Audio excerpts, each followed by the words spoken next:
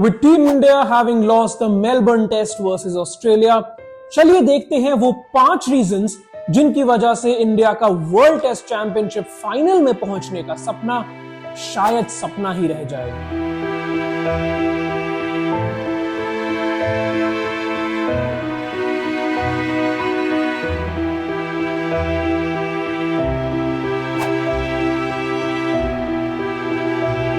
India actually started the series on a high with a memorable win in the first test. मगर उसके बाद ऐसा क्या बदल गया कि अगले 3 टेस्ट में एक भी नहीं जीत पाए हम। ज्यादा सोचने की जरूरत नहीं है भाई, रोहित शर्मा वापस आ गए। As much as it pains me to say this, Rohit is done. He has scores of 3, 6, 10, 3 and 9 in the 3 tests so far this series. और टीम के लिए एक लायबिलिटी से ज्यादा भाई कुछ भी साबित नहीं हो पा रहे हैं। Moreover, he has been mediocre with his captaincy and failed to attack the Aussies. अब एक लड़का जिस पर इंडिया को काफी उम्मीद थी, but all those hopes came crashing down, was Rishabh Pant. भाई 7 इनिंग्स के बाद उनकी एवरेज है सिर्फ 22 की, with his best score being 37. अब टीम इंडिया उनसे काफी ज्यादा की उम्मीद करती है after his heroics not only in Australia in the previous series that is, but the way he has proved to be India's knight in shining armor in test cricket in general. अब हमारे को याद है पंत आके भाई कहीं से भी 100 कर जाते थे और इंडिया मैच जीत जाती थी, बट वो हो नहीं रहा है।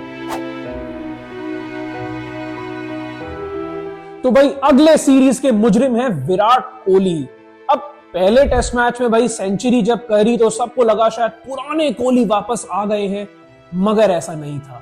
His struggles with the ball outside off stump continued as he was found fishing in that region in almost all his innings this series.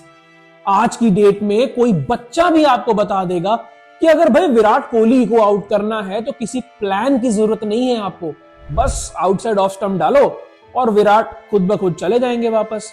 एक चीज होती है गलती करना, दूसरी चीज होती है उस गलती को हर बार दोहराना, और यही विराट कोहली कर रहे हैं। Now it wouldn't be fair to pin all the blame on the batters. भाई जसप्रीत बुमराह के बाद अगर कोई पेसर थोड़ा एक्सपीरियंस लेकर आता था तो वो थे Mohammed Siraj, but he failed to live up to his billing. चाहे उन्होंने सेकंड इनिंग्स में 3 विकेट्स ली हो, मगर फर्स्ट इनिंग्स में 23 ओवर्स में 122 रन जो उन्होंने खाए, that put a lot of pressure on Jasprit Bumrah and Rohit actually ended up overusing Bumrah, जिसकी वजह से उनकी भी पेस डिक्लाइन हुई और थोड़ा सा कहीं ना कहीं निगल्स भी दिखाई दिए। अब बोलर्स की बात चल ही रही है तो जरा रविंद्र जडेजा पर भी नजर डाल ही लेते हैं। He has been always selected in the playing 11 for his all-round abilities. मगर बैट से पहली इनिंग्स में सिर्फ 17 और दूसरी इनिंग्स में बस 2 ही रन्स कर पाए। He couldn't perform to the best of his ability with the ball either. पहली इनिंग्स में 3 विकेट जरूर मिले, मगर उनमें से 2 तो भाई टेल एंडर्स की ही विकेट्स थी। While in the second innings he only managed a solitary wicket and that too of number 8 Pat Cummins. भाई जडेजा से हमें बहुत उम्मीद है कि टॉप ऑर्डर प्लेयर्स को आउट करेंगे और पार्टनरशिप्स ब्रेक करेंगे, जो नहीं हुआ।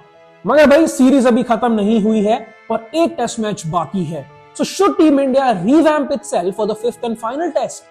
We will get the answers in Sydney. Till then, do watch our other videos as well and don't forget to like them and subscribe to Sportshook.